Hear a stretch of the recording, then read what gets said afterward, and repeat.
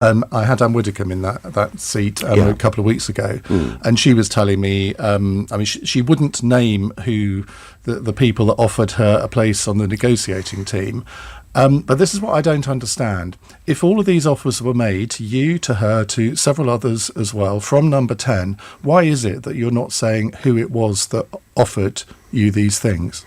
Oh, it's perfectly clear that it was a guy called Dougie Smith who was involved at the heart of these negotiations. Sir Edward Lister was also involved. I have told them... Funny enough, the first offer made to me was in 2005. I was offered a safe seat for the Conservatives in 2005. How history could have been different, eh? Well, yes, I know. Offered a safe seat. It's very easy, Nigel. You'll be there for the next 30 years. Just sort of, put your neck in a bit and we'll all be happy. Look, I have told them myself repeatedly I'm not for sale.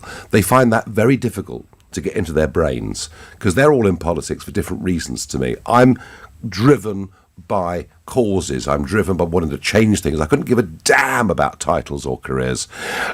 And I can tell you, I'll tell you this. I have on my desk right now a letter from the Metropolitan Police, asking what inducements were given, because there are two acts of Parliament here that let's be careful, we're on air live, may have been breached, the Representation of the People's Act and the Peerages Act that goes way back to 1925. And I will give full and honest answers to that. I'll do it after the election. There's no point doing it now.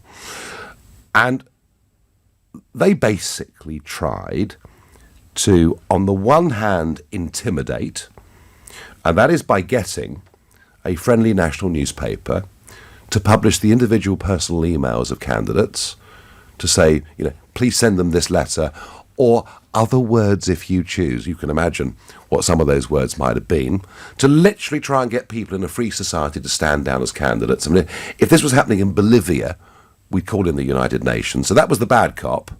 And the good cop was to offer a package of peerages.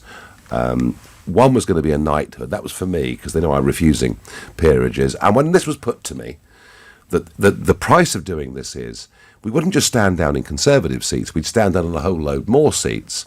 I went absolutely mad when this was put to me.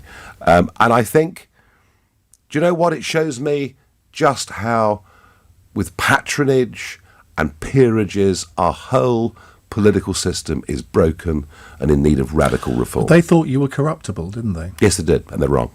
And do you think that they have broken the law? From your understanding of the law, do you think they've broken it? Well, that'll be up to a police investigation to decide, Ian. But I think